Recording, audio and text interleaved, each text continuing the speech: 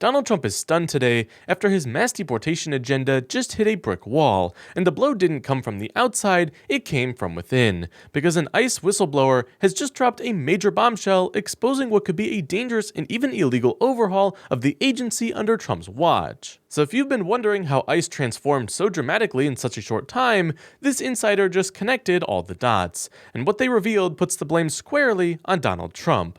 So be sure to leave a like and subscribe for more, and let's hop right into it. So for the past few weeks, Donald Trump has sunk into his lowest point in the polls in years, with some numbers having him near his lowest point ever. And as you can imagine, one of the leading causes of this is his terrible immigration policies, which not only continues to sink in the polls, but has gotten several dozens of people killed, both immigrants and American citizens. Just take a look at Trump's poll numbers this week. Well, new this morning, on the eve of President Trump's State of the Union address, a new CNN poll points to the enormous challenges ahead for him and Republicans heading toward the midterm elections. Look at this. Only 36% of all U.S. adults approve of Mr. Trump's job performance. That's down 12 points from a year ago. 63% say they disapprove. CNN senior White House reporter Kevin Liptak is here with us. Kevin, you've been looking more closely at this poll and the issues the president faces. What are some of the important trends right now? Well, the trends are all going downwards. Certainly, we saw that downward trend in the overall approval rating. That's the lowest point for the president heading into one of these yearly State of the Union addresses in both of his terms. But it's also sort of a historic low for any president this century at this point in their term. So these are significantly weak numbers. And I think what is driving it is the independents. When you look at how much in the approval among independents has really dropped off. Donald Trump is always full of surprises, but these new numbers are downright shocking. In 2024, he won just a little under 50% of the vote, and now only 36% of Americans still support him. He has shockingly alienated almost a third of his supporters in just 1 year. And one of the biggest turnarounds that has the president reeling comes from Latino supporters, almost half of which have turned their backs on the president. The Latino vote. This is another stunning change for the president. This is 1 year ago. If you look up on the screen, 1 year ago, February of 2025, 41% with Latinos. Now it has literally plummeted to 22% approval rating among Latino voters. People in the news continue to report on Donald Trump's poll numbers, but you can't even really blame them when every week they get shockingly worse. And while we all know the biggest contributors to this collapse, the president himself is pretending to play dumb. At a White House event today, Trump stood up and insisted that his administration is doing what's best for the country, as if the collapsing poll numbers just don't exist. And after name-dropping Kristi Noem and touting his immigration crackdown, he flat-out rejected his bad polling on immigration and claims that he must have silent supporters that we just aren't hearing about. Tom Homan, Kristi Noem, our people, they've been incredible, the job they've done. And they take nothing but abuse, but, you know, they're sort of pretty hardened to that, I think, because they know they're doing the right thing. It just amazes me that there's not more support out there. It's just, we actually have a silent support. I think it's silent. I think well, that's how I won. I got probably 85 million votes. They say 78 million, 79 million. They cheated in this election, too. It was just too big to rig. Too big to rig. There is seriously something wrong with the president if he claims to have secret supporters when his real ones start abandoning him. But it isn't just Trump either. All of the people in his administration keep acting like they're living in a complete fantasy world. Because in a shocking interview this week, J.D. Vance berated Minnesota activist groups for floating the idea of damage payments from the government. J.D. Vance actually insists that the Trump administration did nothing wrong last month in Minnesota, a state where they harassed thousands of people, closed down schools, antagonized protesters, and shot 2 American citizens. Well, you brought up Minnesota. That's Yes. for sure been a very chaotic area. You now have the leaders there now saying that they want reparations from ICE. So Jacob Fry and Tim Walz believe that they should be paid money. They say that the federal government must pay for what they broke. Now, all of a sudden, they care about money. Apparently, they didn't care about it with the fraud.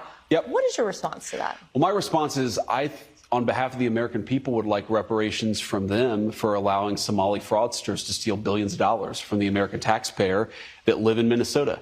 They've done nothing to cut down on that fraud. So I think it's absurd for people to say, we want reparations. Reparations for what? because we enforced the law that the American people elected us to do, because we took people who were setting up fraudulent daycare centers and tried to get them out of this country, because we took sex criminals out of neighborhoods and either put them in prison or sent them far away from the United States of America.